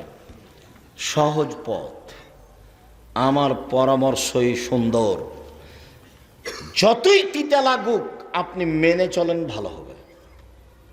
ছেলে মেয়ে হয়েছে, সংসার এভাবেই করেন। 2টা কাজ করিয়েন না, প্রতিবাদ করবেন না জীবনে স্বামীর সামনে। হ্যাঁ তুমি এটা বললে কেন, তোমার বোন এটা বললো কেন, তোমার ভাই এটা বললো কেন, বাস প্রতিবাদ বন্ধ। আর অভিমান করবেন না। অভিমান, এই মেয়ে কথা বলছো কেন, অভিমান করবেন না। আপনি মহিলা মানুষ, অভিমান নেই। অভিমান কি? দিনাজপুরে স্বপ্নপুরীতে কত গেল পাবনার লোকেরা, এখনো তো তুই আমাকে নিয়ে গেলে না। আর আমরা শহরে বসবাস করি, কি যে তুমি আব্দুর রাজ্জাক সাহেবের বক্তব্য শুনলে, একদিন ঈদ বকরাদের নতুন কাপড় কিনলে না, এটা হলো অভিমান। একবার যদি অভিমান করেন, 2বার যদি অভিমান করেন, সারা রাত খালি শয়তান ঠেলে নিয়ে বেড়াবে। এই অভিমান মানেনি, ওই অভিমান শোনেনি, ওই অভিমান শোনেনি। তোর স্বামী কিছুই শোনে না, তুই তালাক করিস না, সংসার করিস না, সংসার করতে হবে না। এগুলো কে বলে বলেন তো দেখি? শয়তান বলে। সকালবেলা তো তখন এ বলে মহিলা তোমার সংসার করবো না, তুমি তালাক দিয়ে দাও, বা তোকে তালাক দিয়ে দেবো, এক্ষুনি তালাক দিয়ে দে, আল্লাহ দিব, এক্ষুনি তালাক দে, এক্ষুনি। তোর চাপে বলেছে 1 তালাক 2 তালাক 1000 তালাক। তারপর যে তালাক যখন বলা হয়ে গেছে তখন শয়তান চলে গেছে। ইন্না লিল্লাহি ওয়া ইন্না ইলাইহি রাজিউন। ছেলে মেয়ে যে 3টে, এর নাম শয়তান, এর নাম শয়তান। অভিমান করবেন না। স্বামীকে বলবেন যা আপনার ভালো লাগে তা আমার ভালো। মোটা কাপড়ে আপনি খুশি তো আমি খুশি, চিকন কাপড়ে আপনি খুশি তো আমি খুশি। আরে আমি তো গ্রামের মেয়ে, পাবনা শহরে এসেছি, লবণ ভাতেই খুশি। আমার জীবন আপনার পায়ের নিচে রেখে জান্নাত কিনতে চাই, আমি অন্য কোনো অভিমান নিয়ে এখানে আসিনি। এই কথা বলেন, একবার শয়তান চুপটি লেগে চলে যাবে, শয়তানের কিছু বলার থাকবে না। অভিমান করবেন না আর প্রতিবাদ করবেন না, তাহলে পথ সহজ। 4টা কাজ করবেন, জান্নাত পেয়ে যাবেন। 5 ওয়াক্ত সলাত, হালাল 5 ওয়াক্ত সলাত, রমজান মাসের সিয়াম রোজা, আর স্বামীকে মেনে চলা, আর জেনায় লিপ্ত না হওয়া, জান্নাতের সব দরজা খোলা। সম্মানিত দিনী ভাই বোন, মহান আল্লাহ বলেন অলা ইয়াগতাব্বাজুকুম বাজা, অবশ্যই তোমাদের কেউ কারো বদনাম করবে না। আবু হুরায়রা রাদিয়াল্লাহু তাআলা আনহু বলেন রাসূল সাল্লাল্লাহু আলাইহি সাল্লাম বলেছেন লা তুজুল মুসলিমিনা, পৃথিবীর মানুষ তোমরা মুসলমানকে কষ্ট দিও না। ওয়ালা তুয়াইরহুম, তোমরা মানুষের বদনাম করো না। ওয়ালা তাত্তাবিউ আওরাতাহুম আওরাতিহিম, তোমরা তাদের কারো পিছনে পড়িও না, বদনাম করো না। মাইয়াত্তাবে আওরাতা আখিহাল মুসলিম, কেউ যদি তার কোনো মুসলমান ভাইয়ের বদনাম করে, ইয়াত্তাবিউল্লাহু তাআলা আওরাতাহু, তাহলে আল্লাহ তার বদনামে নেমে যাবেন। ওমাইয়াত্তাবিউল্লাহু তাআলা আওরাতাহু ইয়াফজাউ ওয়ালাউ কানা ফি জাওফির আলিন, আল্লাহ যার পিছনে লেগেছে তাকে আল্লাহ অপমান করেই ছাড়বেন, ও যদি তার বাহনের পেটের মধ্যে ঢুকে যায়। মানে মানুষের বদনাম করার পরে যদি পৃথিবীর যে কোনো জায়গাতে যান না কেন, আপনাকে আল্লাহ অপমান করেই ছাড়বেন। আপনি যদি মানুষের বদনাম করেন তাহলে আপনার বদনাম কে করবে? আল্লাহ। এই কথাটা আপনাকে মনে রাখতে হবে। আর যদি আল্লাহ আপনার বদনামে লেগে যান তাহলে আপনার আর বাঁচার পথ নেই। তখন আল্লাহ রসুল বললেন যে আপনি আপনার বাহনের পেটের মধ্যে যদি ঢুকে যান। আমার প্রতিপালক যখন আমাকে উপরে নিয়ে গেলেন, জিবরাইলের মাধ্যমে উপরে যাচ্ছি, হঠাৎ দেখি বেশ কিছু লোক, লাহুম আজফারু মিন নুহাস, তাদের হাতে রয়েছে বড় বড় নখ, এরকম লম্বা লম্বা নখ। নখ দিয়ে মুখমণ্ডলকে খামচিয়ে তুলে ফেলছে গোস্ত, বুকের উপরে খামচা মেরে গোস্ত তুলে ফেলছে, অবস্থা খুব জটিল। আমি বললাম, জিবরাইল মান হাওলা ইয়া জিবরাইল, জিবরাইলেরা কারা? অবাক কথা, নিজের নখ দিয়ে মুখমণ্ডল খামচে গোস্ত তুলে ফেলছে, নিজের নখ দিয়ে বুকের গোস্ত তুলে ফেলছে, এরা কারা? জিবরাইল বললেন, হাওলায়ে আল্লাযীনা ইয়াকুলুনা লুহমান নাস ওয়া ইয়াকুলুনা লুহমান নাস, যারা মানুষের বদনাম করে, গোস্ত খায়, গীবাত করে, তারাই হচ্ছে এরা।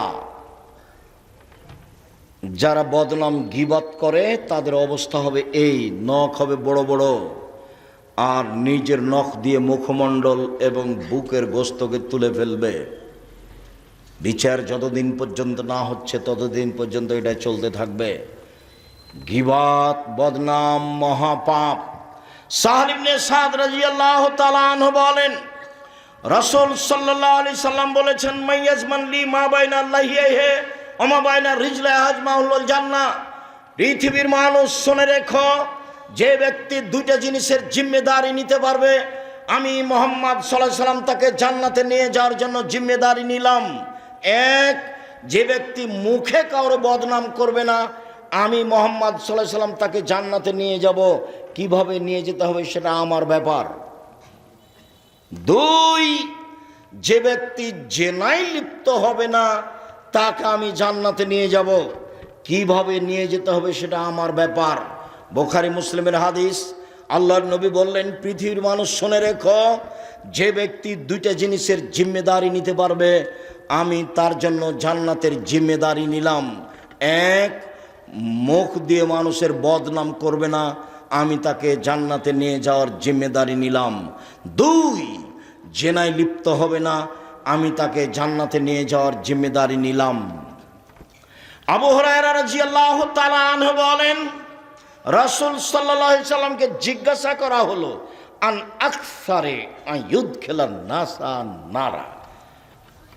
আল্লাহ নবী বলেন তো, মানুষকে বেশি বেশি জাহান্নামে দেয় কি? আল্লাহ রসুল বলেন তো, কিভাবে মানুষ বেশি বেশি জাহান্নামে যায়? তখন আল্লাহ রসুল বলেন, আল ফারজ অল ফাম, মুখের মাধ্যমে মানুষ বেশি বেশি জাহান্নামে যাবে, আর জেনার মাধ্যমে মানুষ বেশি বেশি জাহান্নামে যাবে। জাহান্নামে যাওয়ার এই দুটা পথ, একটা হলো মুখ বদনাম গীবাত, আর একটা হলো জেনা। আবু হুরায়রা রাদিয়াল্লাহু, উবাদা ইবনে সামিত রাদিয়াল্লাহু তাআলা আনহু বলেন, রাসূল সাল্লাল্লাহু আলাইহি ওয়াসাল্লাম বলেছেন, পৃথিবীর মানুষ ইজমানুল সিত্তান মিন আনফুসিকুম আজমলাকুম জান্নাহ, তোমরা 6টা জিনিস মেনে নেওয়ার জিম্মেদারি নাও। পৃথিবীর মানুষ, তোমরা 6টা জিনিস করার জিম্মেদারি নাও, আমি মুহাম্মদ সাল্লাল্লাহু আলাইহি ওয়াসাল্লাম তোমাকে জান্নাতে নিয়ে যাওয়ার জন্য জিম্মেদারি নিলাম। এক, উসদুকু ইযা হাদ্দাসতুম, কথা বললে সত্য কথা বলো। এখন মিথ্যা বললে ও হলো বুদ্ধিমান, মিথ্যা বললে ও হলো বুদ্ধিমান না। বুদ্ধিমান শব্দ সবার উপরে ব্যবহার হবে না, ও হলো ধূর্ত, ও হলো চালাক, ও হলো বদ, ও হলো শয়তান। ও মিথ্যা বলে পার হয়ে গেছে, ও ভালো নয়, ও বুদ্ধিমান নয়। এক, কথা বললে সত্য বলো, কিভাবে জান্নাতে নিয়ে যেতে হয় সেটা আমি দেখব।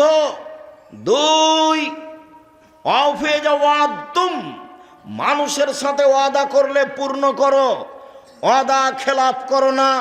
মুনাফিকের লক্ষণ হচ্ছে ওয়াদা খেলাপ করা। ওয়াদা করলে পূর্ণ করো, জান্নাতে নিয়ে যাওয়ার জন্য জিম্মেদারি আমি নিলাম। ওয়া আদু যাও উতুমিনতুম, আমানত রাখা হলে সময় তা দিয়ে দাও। বিপদে পড়েছে মসজিদের সভাপতি, বিপদে পড়েছেন মাদ্রাসার সভাপতি, বিপদে পড়েছেন হেড মাওলানা, হেডমাস্টার, প্রিন্সিপাল, ভাইস চ্যান্সেলর, বিপদে পড়েছেন জেল সুপার, বিপদে পড়েছেন চেয়ারম্যান, মেম্বার, এমপি, মন্ত্রী। তারা বুঝতে পারেনি 10-এর পয়সা কত ভয়াবহ পয়সা। একটু টান দেন। আত্মসাৎ, আব্দুর রাজ্জাক বিন ইউসুফ, দেখেন চলে আসবে একবারে সব ধারাবাহিকভাবে হাদিস। আত্মসাৎ, আব্দুর রাজ্জাক বিন ইউসুফ। একটা গম যদি চেয়ারম্যান সাহেব আত্মসাৎ করেন, তাহাজ্জুদ দিয়ে বিচারের মাঠে টিকতে পারবে না। জেনে শুনে যদি একটা গম, একটা জুতার ফিতে কম থেকে কম যদি কেউ আত্মসাৎ করে, তাহাজ্জুদ দিয়ে বিচারের মাঠেও টিকতে পারবে না। তাই তো রাসূল সাল্লাল্লাহু আলাইহি ওয়াসাল্লাম বলছেন, 3 শ্রেণীর মানুষের সাথে আমি বিচারের মাঠে কথা বলবো না, তাদের আমি পবিত্র করব না, তাদের সাথে আমি কথা বলবো না, তাদের দিকে আমি দয়ার দৃষ্টি দিব না। এক, আল মুসবিল, টাকনুর নিচে পায়জামা প্যান্ট লুঙ্গি পরে যে, তার সাথে আমি কথা বলবো না। 2, মালিকুন কাযাব, মিথ্যুক দায়িত্বশীল যে, মিথ্যুক মেম্বার, মিথ্যুক চেয়ারম্যান, মিথ্যুক হেডমাস্টার, মিথ্যুক হেড মাওলানা, মিথ্যুক জেল সুপার, মিথ্যুক দায়িত্বশীল যে যেখানে আছে, একবারে নিচে থেকে না উপর পর্যন্ত তাহাজ্জুদ পড়ুক আর প্রতি বছর হজ করুক আর বছরে 10 বার উমরা করুক, আল্লাহ তার সাথে কথা বলবেন না। ও মিথ্যুক, ধোঁকাবাজ, প্রতারক, জাতিকে ফাঁকি দিয়ে দায়িত্ব পালন করে, গদ্দার। রাসূল সাল্লাল্লাহু আলাইহি ওয়াসাল্লাম বলছেন, 2 শ্রেণীর মানুষের ব্যাপারে আমি সুপারিশ করব না। পৃথিবীর মানুষ শুনে রেখো, 2 শ্রেণীর মানুষের সাথে আমি কথা বলবো না, ওদের পক্ষে কথা বলবো না, ওদের সুপারিশ করব না। 1, ইমামুন জালমুন গাসম, স্বৈরাচারী, স্বেচ্ছাচারী, বদমেজাজি, স্বৈরাচারী, স্বেচ্ছাচারী, বদমেজাজি, আত্মসাৎকারী, জালেম বাদশার সাথে আমি কথা বলবো না, জালেম শাসকের সাথে কথা বলবো না। এই ছেলে, জুলুমের বয়স তোমাদের বাংলাদেশে 45 মিনিট, আর এর চেয়ে বড় যে সে হলো 2-3 মিনিট ফেরাউন, তার চেয়ে বড় যে আধ সমুদ, মিনিট টিনিট নাই, বাস নেই, এক বিদ্যুৎ তারপর নেই, মানে মিনিট নাই, সেকেন্ড নাই, আস্তে আস্তে নেই। ওরা হলো সবচেয়ে বড় জালেম। জুলুম করে কেউ বিচারের মাঠে টিকতে পারবে না। তো আর তুমি যদি নিরুপায় দেখতে চাও, তাহলে দেখো না খুলনার অঘোষিত সম্রাট এরশাদ শিকদার। নিরুপায় কাকে বলে? নিরুপায় নেমে আসলে রক্ষা হয় না। রাতে রাতে দেশ দখল করতে পারেন প্রেসিডেন্ট সাদ্দাম, নিরুপায়। নিরুপায় নেমে আসে মানুষের জীবনে।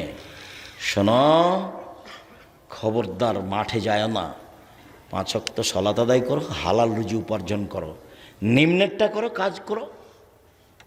আমি ভিক্ষা করতে বলিনি, কোনো দিন বলি না। ওইটা নিচে নামতে নামতে নামতে তোমাকে আর তোমার বাপকে অপমান করার জন্য বলেছি। আব্দুর রাজ্জাক সাহেব অপমান করেন কেন? তো তোমার বাপ জেনে শুনে যৌতুক নিল কেন? কেন নিবে? তুমি কি এমন পড়া শিখেছ? কেন তুমি শ্বশুরের দাও মোটর সাইকেলে চড়ো? তোমার শরম হয় না কেন? বেটা নিজে কাজ করো, যে মোটর সাইকেল কিনো। শ্বশুরের কাছ থেকে মোটর সাইকেল নিতে হবে কেন? আগামীকাল সন্ধ্যা হতে হতে মোটর সাইকেল ফেরত দেবা, তোমার বাপকে বলবা বাপ বেটা ভিক্ষা করে খাবো, তখন বলেছি ভিক্ষা করার কথা। তাছাড়া আমি ভিক্ষা করার কথা বলিনি, বলেছি কাজ করে খেতে হবে। শেষে বলেছি সবচেয়ে উত্তম পথ উপার্জনের কি? ব্যবসা। কম থেকে কম, বেশি থেকে বেশি, তাহলে জাতির উপকার করা যাবে, অসহায় মানুষের উপকার করা যাবে, এতিমের পাশে দাঁড়ানো যাবে। জামিয়া সালাফিয়া 519 জনের বেশি এতিম অসহায় মানুষ আছে। এদেশের সর্ববৃহৎ প্রতিষ্ঠান জামিয়া সালাফিয়া, যেখানে প্রায় 5000 ছেলে মেয়ে পড়াশোনা করে, 300 জন শিক্ষক শিক্ষিকা অবস্থান করেন, বেতন লাগে প্রতি মাসে 40 লক্ষ। কেন আপনি দেখতে যান না? আমার বুঝে আসে না। গেলেই টাকা দিতে হবে, এই কথা আমি বলিনি। আমি বলেছি আপনাদের প্রতিষ্ঠান দেখতে যাবেন, শূন্যের উপরে আছে, যার নিচে কিছু নেই, হলো কচুর পাতার পানি। আমি কোনো ব্যবসা করি না যা দিয়ে জামিয়া সালাফিয়া চালাই, আর আমি ধনী মানুষের ছেলে নই যা দিয়ে আমার বাপের জমি দিয়ে জামিয়া সালাফিয়া চালাই। আপনাকে আমি দেখার দাওয়াত দিয়েছি। কেন? দেখতে গেলে আপনার একটা অন্তত দোয়া আসবে, আল্লাহ তুমি এটা কবুল করো। এটা আমার অনেক। যদি আল্লাহর কাছে কবুল হয়ে যায় তাহলে আর কোনো সমস্যা নেই, আর যদি কবুল না হয় তাহলে যতই হিজ্জা হিজি করি না কেন হবে না। সম্মানিত দিনী ভাই বোন, রাসূল সাল্লাল্লাহু আলাইহি সাল্লাম বলেন, অহফজু ফরুজাকুম, জেনায় লিপ্ত হয়ে না, জান্নাতে নিয়ে যাব। রাসূল সাল্লাল্লাহু আলাইহি সাল্লাম বলেন কুফু সিবিয়ানাকুম, হাত কন্ট্রোলে রাখো, ক্ষমতা দেখায় না, দলীয় দাপট দেখায় না, অর্থের ক্ষমতা দেখায় না। ক্ষমতা দেখালে তোমাকে বিলীন হয়ে যেতে হবে। হাত নিচু করো, জান্নাতে আমি নিয়ে যাব। চক্ষু নিচু করো, জান্নাতে আমি নিয়ে যাব। রাসূল সাল্লাল্লাহু আলাইহি সাল্লাম বললেন পৃথিবীর মানুষ শুনে রেখো, 3 শ্রেণীর মানুষ জান্নাতে যাবে, ওরা জাহান্নামে যাবে না। 3 শ্রেণীর মানুষ জান্নাতে যাবে। 1, বাকাত মিন খাশিয়াতিল্লাহ, আল্লাহর ভয়ে কাঁদে যে সে জান্নাতে যাবে। আল্লাহর ভয়ে কাঁদে যে সে জান্নাতে যাবে। রাসূল সাল্লাল্লাহু আলাইহি সাল্লাম বলেন গাভীর বাঁট ওলান, আপনারা বুঝেন, গাভীর বাঁট বান ওলান থেকে চাপ দিয়ে দুধ বের করে ভিতরে ঢোকানো যায় না, যেমন এইটা যেমন অসম্ভব, আল্লাহর ভয়ে কাঁদে যে তার জাহান্নামে যাওয়া তেমনি অসম্ভব। আমি নিজে কথা বলিনি, এ কথা মুহাম্মদ সাল্লাল্লাহু আলাইহি সাল্লাম বলেন। অতএব সময় করে কেঁদে সব কথা আল্লাহকে বলতে হবে, তাহলে আল্লাহ সহজে শুনবেন। পৃথিবীর মানুষ আল্লাহ রাস্তায় পাহারা দেয় যে, মাদ্রাসা লাইনে পড়াশোনা করে যে, সে জাহান্নামে যাবে না, জাহান্নাম দেখবে না। 3, বেগানা নারীকে দেখে চক্ষু নিচু করে যে সে জান্নাতে যাবে, জাহান্নামে যাবে না। অপর নারীকে দেখে চক্ষু নিচু করে যে সে জান্নাতে যাবে, জাহান্নামে যাবে না। বাজার পূর্ণ হয়েছে আপনার স্ত্রী দিয়ে, আপনার বোন দিয়ে, ও বাজারে যাবে কেন? ফ্যাশন বোরকা পরে বাজারে যায় কেন? আপনি কি মরে গেছেন? আপনার স্ত্রীর ভাই কি মরে গেছে? তার স্বামী কি মরে গেছে? তার দেবর কি মরে গেছে? তার ভাসুর কি মরে গেছে? তার বোনের ছেলে মরে গেছে? তার ভাইয়ের ছেলে মরে গেছে? দেশে কেউ নাই? শরম করা বেশরমা মহিলা ভ্যানে ডিপে ঘাটে করে বাজারে চলে যায়। কি বুঝাতে চেয়েছো তুমি আমাকে? তোমার বাপ কি বুঝাতে চেয়েছে? তোমার মা আমাকে কি বুঝাতে চেয়েছে? ভুল হিসাব। তুমি কি দেশ মেরে খেয়েছো? তুমি কেন বাজারে গেলে? তোমার তো বুদ্ধি অর্ধেক। আমি বলিনি, মুহাম্মদ সাল্লাল্লাহু আলাইহি সাল্লাম বলেছেন তোমার বুদ্ধি অর্ধেক। তুমি কি করতে বাজার করতে পারো? তোমাকে বাজার করা লাগবে না, তুমি রান্না বান্না করবে, স্বামীর সেবা করবে, তোমার জান্নাত হবে। এই কথাই মুহাম্মদ সাল্লাল্লাহু আলাইহি সাল্লাম বলেছেন। তিনি বলেছেন 5 ওয়াক্ত সালাত আদায় করবে, রমজান মাসে রোজা থাকবে, স্বামীকে মেনে চলবে, জেনায় লিপ্ত হবে না, জান্নাতের সব দরজা খোলা। তুমি বাজারে গেলে কেন? কে তোমাকে বাজার যেতে বলেছে? কে বলেছে? যে বলেছে সে কাপুরুষ। তোমার স্বামী কাপুরুষ, কাপুরুষ, কাপুরুষ। তোমার বাপ কাপুরুষ। তোমার বাপ জানে না বাপ কাকে বলে? দেখবে 1 মিনিট, কথার শেষে চলে এসেছি। বাপ দেখা 1 মিনিট, বাপ কাকে বলে? এই বৈঠকে বাপ দেখানো আছে, ভুলে যাচ্ছেন কেন? ওই যে আয়েশা রাদিয়াল্লাহু তাআলা আনহা সফর থেকে আসছিলেন, হার হারিয়ে গেল। কেউ হার খুঁজে পায় না, না আমার সলাতের টাইম হয়ে গেছে, পানিও নাই, ওযুও করতে পারে না, সবাই বড় বিপদে। এখন জনগণ আবু বকর সিদ্দিক রাদিয়াল্লাহু তাআলা আনহুকে বললেন ঘটনা হলে এই, আয়েশা এই করেছে। তখন আবু বকর সিদ্দিক খেপে গেলেন, হ্যাঁ এরকম করলো আয়েশা। একবারে মেয়ের কাছে আসলেন, দেখলেন যে মেয়ের উরু রানের উপরে মাথা দিয়ে জামাই ঘুমিয়ে আছে। তো এই অবস্থায় আয়েশা বলছেন আমার আব্বা এসে আমার কোমরে ফালাকা জানি লাকজাতান সাদিদা, এত জোরে মারলেন যে আমার স্বামী আমার উরু রানের উপরে মাথা দিয়ে না ঘুমালে আমি মায়ের কারণে দূরে চলে যেতাম, তিনি এত জোরে মারলেন। যে অবস্থায় ছিলেন, আমাদের দেশে যদি শ্বশুর ওই অবস্থা দেখে, যদি ঘরে গিয়ে দেখে যে জামাই মেয়ের উরু রানের উপরে মাথা দিয়ে ঘুমিয়ে আছে, তাহলে শ্বশুর এইভাবে ঘুরে যাবে। বুঝাতে পারিনি কথা? এটা হলো আমাদের দেশের গতি। ওই ভাবে মেরে দিলেন বাপে মেয়েকে। বাপের কাছে মেয়ে কোনোদিন বড় হয় না, 7 ছেলের মা। বাপের কাছে মেয়ে কোনোদিন বড় হয় না। দেখেন সবচেয়ে বড় মানুষে মারলেন আবু বকর সিদ্দিক রাদিয়াল্লাহু তাআলা বললেন, আদম থেকে নিয়ে কিয়ামত পর্যন্ত নবী রাসূল ব্যতীত সবচেয়ে দামি মানুষ আবু বকর সিদ্দিক রাদিয়াল্লাহু তাআলা। সবচেয়ে বড় মহিলাকে মারলেন। পৃথিবীর ইতিহাসে আয়েশার চেয়ে বড় মহিলাকে জন্ম নেয়নি, একবারে হাওয়া থেকে নিয়ে কিয়ামত পর্যন্ত সবচেয়ে বড় মহিলাকে মারলেন। সবচেয়ে বড় মানুষের সামনে মারলেন, মুহাম্মদ সাল্লাল্লাহু আলাইহি সাল্লামের সামনে মারলেন। মুহাম্মদ সাল্লাল্লাহু আলাইহি সাল্লামের পরিচয় আপনাকে আমি কি দেব? বিবাহধারী মেয়েকে মারলেন, পূর্ণ যুবতী মেয়েকে মারলেন, জামাইয়ের সামনে মারলেন, দিন দুপুরে মারলেন, প্রায় 1400 মানুষের সামনে মারলেন। এত বড় বাপে এত বড় বেটিকে এত বড় মানুষের সামনে এত বড় জামাইয়ের সামনে মেরে দিলেন, ভুল কোথায় হারিয়ে গেছে বুঝতে পারেননি, এটাই ভুল। আপনার মেয়ে ঢং ঢং করে মাস্টার ডিগ্রি পাস করে বাজারে ঘুরে বেড়াই, আর আপনি বলছেন আমার মেয়ে ভালো রেজাল্ট করেছে, আমার মেয়ে এই করেছে সেই করেছে। আপনার মতো বাপ বেঁচে থাকার চেয়ে মরে যাওয়া ভালো। চিন্তা করবেন না, ছেলে মেয়ের জিম্মেদারি জামিয়া সালাফে পালন করবে ইনশাআল্লাহ। 500 জন ছেলে আছে এতিম অসহায়, কালকে যদি সকালে আরও 500 জন গিয়ে ঢুকে সমস্যা নেই ইনশাআল্লাহ। আপনার ছেলে মেয়েকে আমি পড়াবো ইনশাআল্লাহ, সব শিক্ষক শিক্ষিকা রেখেছি, চিন্তা করবেন না। আপনার মতো বাপ বেঁচে থাকা আমি প্রয়োজন মনে করিনি। বাপ বাপ, চোখ যেভাবে ঘুরে সংসার সেভাবে চলে, চোখ যেভাবে ঘুরে বউ সেভাবে চলে, তার নাম স্বামী, তার নাম ক্ষমতা। সব ক্ষমতা আপনার হাতে দেওয়া আছে। আপনি বললেন সরকার দেবে, জি না, আল্লাহ রসুল বলছেন আপনি দেশের সরকার, আপনি, আপনার স্ত্রী আর আপনার কাজের মানুষ সবাই নিজ নিজ দায়িত্বশীল, সবকে জবাব দিতে হবে। সম্মানিত দিনী ভাই বোন, আলোচনার শেষে চলে আসলাম। রাসূল সাল্লাল্লাহু আলাইহি সাল্লাম বললেন, সঙ্গী সাথী বলতে পারো মানুষকে পিছন দিক থেকে ধাক্কা মেরে জাহান্নামে নিক্ষেপ করে কি? সঙ্গী সাথী বলতে পারো মানুষকে পিছন দিক থেকে ধাক্কা মেরে জাহান্নামে নিক্ষেপ করে কি? সঙ্গী সাথী বলতে পারো মানুষকে পিছন দিক থেকে ধাক্কা মেরে জাহান্নামে নিক্ষেপ করে কি? এ কথা বলতে বলতেই তিনি নিজের জিভাটা ধরে নিয়েছেন। দেখো, জিভা মানুষকে পিছন দিক থেকে ধাক্কা মেরে জাহান্নামে নিক্ষেপ করে। খালি বলেছেন অমুক খারাপ, ওই চেয়ারম্যান খারাপ। এখন তাহাজ্জুদ দিয়ে জান্নাত যান দেখি। যারা সামনে আছেন অনুরোধ জানাচ্ছি, আপনারা আমার দিনী ভাই বোন, যারা অনলাইনে আছেন পৃথিবীর যে কোনো প্রান্ত থেকে আমি আপনাদের অনুরোধ জানাচ্ছি, যারা মিডিয়াতে সময়ের গতিতে অবগত হবেন তাদের আমি আব্দুর রাজ্জাক বিন ইউসুফ আপনার কাছের মানুষে আমি অনুরোধ জানাচ্ছি, জিন্দেগিতে কখনো আর কোনো দিন বদনাম করবেন না ইনশাআল্লাহ। কারো পিছে পড়বেন না, আপনার যা ক্ষতি হচ্ছে হোক। আল্লাহুম্মা লা মানিআ লিমা আতাইতা ওয়া লা মুতিআ লিমা মানাতা। তিনি যা দিবেন কেউ ঠেকাতে পারে না, তিনি যা দিবেন না তা কেউ দিতে পারে না। হাদিস বুখারী মুসলিম। তিনি যা দিবেন তা কেউ ঠেকাতে পারে না, আর তিনি যেটা দিবেন না কেউ নিতে পারে না। যদি এইরকমই হতো মানুষের কৌশলে চলতো, তাহলে জামিয়া সালাফে একদিন চলতো না। যে মোবাইলটা আমার কাছে থাকে ওটা বাটন মোবাইল। আপনি তো বলেন আমাকে আব্দুর রাজ্জাকের নামটা সেভ করে রাখবেন, দুঃখিত আমি সেভ করতে পারি না। খালি অন হলে কি করতে পারি?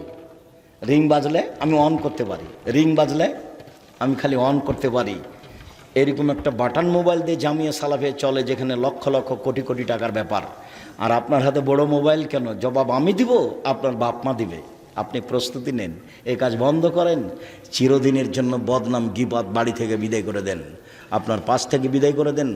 বাড়িতে গিয়ে আহাল পরিবারকে নিয়ে বৈঠক করবেন, বলবেন এই শোনো, এই বাড়িতে চিরদিনের জন্য বদনাম গীবত বন্ধ।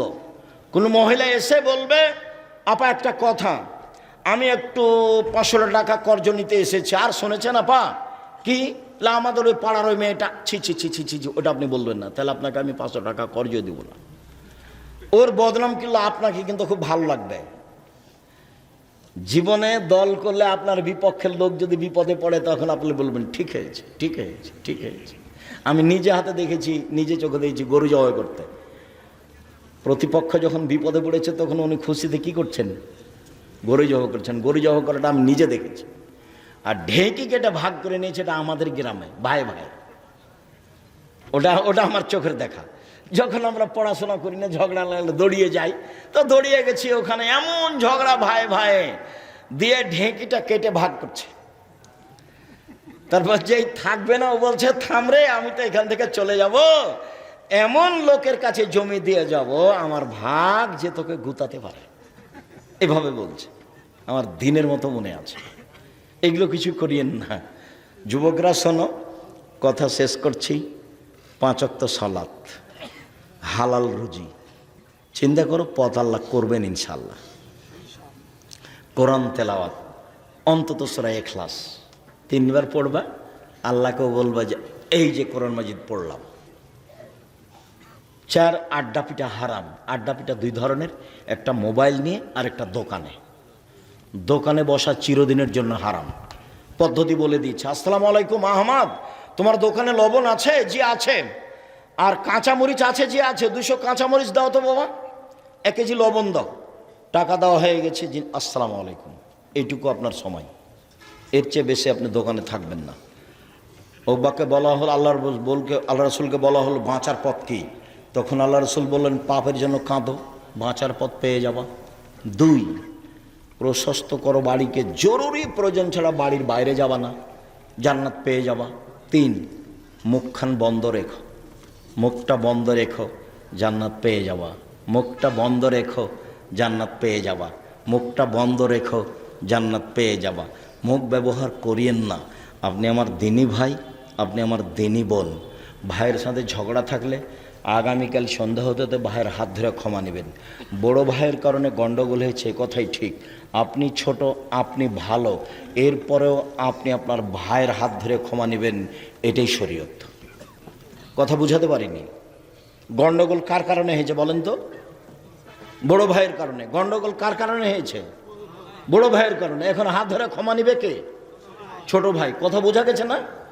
ঝগড়া বেঁধেছে বড় জায়ের কারণে। যা বোঝেন আপনারা, ওই ভাইয়ের স্ত্রী যে যা, 2 যাও যা, ঝগড়া বেঁধেছে বাড়িতে কার কারণে? বড় জায়ের কারণে। ক্ষমা নিবে কে? ছোট যাও। এটাই শরীয়ত, এটাই নিয়ম, এটাই শিষ্টাচার। সন্ধ্যা হতে হতে যেন যায় যায় কোনো গণ্ডগোল না থাকে। ননদে আর ভাবির সাথে যেন কোনো গণ্ডগোল না থাকে, ভাই ভাই যেন গণ্ডগোল না থাকে। আর মাকে বলে দিবেন, আজকের শেষ কথা, মাকে বলবেন, আম্মা চিন্তা করবেন না, আপনি আমার কাছে খাবেন, আব্বা আমার কাছে খাবে, ভাগনা আমার কাছে খাবে, ভাগ্নি আমার কাছে খাবে, বোনেরা আমার কাছে খাবে, দুলা ভাইরা আমার কাছে খাবে। আরে আপনারা তো বহু দূরের কথা, আমার আব্বার যত বন্ধু বান্ধব আছে সব আমার কাছে খাবে। তুমি কথা বলো না, দেনওয়ালা উপরে আছে, বরকত দিয়ে দিবে, চিন্তা করো না। কেন তুমি তোমার মাকে ভাগ করলে? যে তুমি একদিন খাওয়াও, আমি একদিন খাওয়াবো। তারপর তোমার বউ কি করে না করে ধর্না ধরে তোমার মাকে দাঁড়িয়ে থাকা লাগে, তোমার মা কোনোদিন না খেয়ে থাকে, শরম পাও না তুমি? তুমি কথা কেন বললে? তুমি সবচেয়ে গরিব, তোমার মাকে বলে দাও, আজকে বলে দিবা বাড়িতে গিয়ে, আম্মা চিন্তা করবেন না, সব আমার বাসায় খাবে ইনশাল্লাহ, আল্লাহ ব্যবস্থা করবে। আপনি দিন মজুর হলেও ব্যবস্থা হবে ইনশাল্লাহ, আপনি দিন মজুর হলেও ব্যবস্থা হবে ইনশাল্লাহ। বসে খেতে পাবেন না, বসে খাওয়া নিষেধ। জুমার দিন ব্যবসা করতে হবে, দিবস বলে কোনো জিনিস নাই। আল্লাহ বলেছেন জুমার দিন আজান হয়েছে, দোকান বন্ধ করো, সালাত শেষ করে আবার দোকান খুলো। আর মসজিদে ঢোকার দোয়া কোনো দিন হিসাব করেছেন? আল্লাহুম্মা আল্লাহুম্মা ফতাহলি আবওয়াবা রাহমাতিক, তোমার রহমতের দরজা খুলে দাও, আমি মসজিদে এসেছি। এবার বের হচ্ছেন, আল্লাহুম্মা ইন্নী আসআলুকা মিন ফাজলিক, এই যে দোকান খুলছি টাকা দিয়ে দাও, ব্যবসার টাকা পয়সা যা লাগবে তা দিয়ে দাও। দোকান মসজিদ থেকে যখন বের হচ্ছি তখন আল্লাহকে কি বলছি? টাকা পয়সা দিয়ে দাও। বুঝতে পারেন না কথা মনে হয়? মসজিদ থেকে বের হলে আল্লাহকে কি বলি? টাকা পয়সা দিয়ে দাও, ব্যবসা বাণিজ্য দিয়ে দাও। আর ঢোকার সময় তো বলেছি রহমতের দরজা খুলে দাও। আর বের হওয়ার সময় বলছি টাকা পয়সা জমি জায়গা যা দেওয়ার আছে দিয়ে দাও। এই জন্য বসে খাওয়া নিষেধ। একদিনও নয়, জুমার দিনও দোকান খুলবেন, বন্ধ করে দিয়ে মসজিদে যাবেন, জুমার সালাত আদায় করে আবার দোকান খুলবেন। এটা শরীর। দিবস বলে কোনো জিনিস নাই তোমার কাছে। কে তোমাকে ঠেকাই? আমি তো বেঁচে আছি দুনিয়াতে, এইভাবে বেঁচে আছি। দেখো তো, আমি তো সমস্যা বুঝি না কোনোদিন। আমি মাস্ক পরিনি, মাস্ক লাগাইনি। চাপ দিল যখন বিমানবালা মেয়েটা, তখন আমি বললাম যে তোমার চাকরিটা থাকাই ঠিক হয়নি। আমি যখন উঠি তখন তো আমার মুখে মাস্ক ছিল না, তুমি উঠতে দিলে কেন? এখন কেন তুমি বলছো মাস্ক লাগাও? আমি মাস্ক লাগাই না, আমি মাস্ক লাগাবো না। তোমার মালিক তোমাকে চাকরি দিয়েছে, তার ভুল হয়েছে, তোমার চাকরি করাই ঠিক নয়। কেন? উঠার সময় তো আমাকে নিষেধ করনি, কেন এখন কেন বলছো? আমি না হলে গাড়িতে যেতাম, আমি তো মাস্ক লাগাই না। আমি মাস্ক দিয়ে ভাগ্য পরীক্ষা বাড়াতে রাজি নই। সম্মানিত দিনী ভাই বোন, গীবত থেকে বেঁচে থাকুন। সম্মানিত দিনী ভাই বোন, যেসব আলোচনা আমরা করলাম, আব্দুর রহিম যেসব আলোচনা করেছে মেনে চলার চেষ্টা করুন। আল্লাহ আমাদের যারা মারা গেছে তুমি তাদের কবরের শাস্তি মাফ করো। আমরা যারা অসুস্থ তুমি তাদের আরোগ্য দান করো। আমরা যারা বেঁচে আছি তুমি তাদেরকে তোমার রাসূলের পদ্ধতি অনুযায়ী চলার তৌফিক দান করো। বিশেষভাবে গীবাত, বদনাম, হিংসা, মারামারি, লুটতরাজ, রাহাজানি, অন্যায়, অবিচার, এইসব নোংরা বর্বর কাজ থেকে তুমি বাঁচাও। আল্লাহ মানুষের বদনাম করা থেকে বাঁচাও, মানুষের প্রতি হিংসা করা থেকে তুমি বাঁচাও। তোমার দরবারে জোরালো দাবি দেওয়া রেখে আজকের আলোচনা শেষ করছি। ও বই পুস্তক আছে কোথায়? এইখানে আছে, আবদুল্লাহর বইটা আছে দেখেন, আর আব্দুর রহিমের বইটা আছে। নবীর রাসূল সাল্লাল্লাহু আলাইহি সাল্লাম দেখতে যেমন ছিলেন রাসূল সাল্লাল্লাহু আলাইহি সাল্লাম দেখতে যেমন ছিলেন। আর আব্দুল্লাহর বই আছে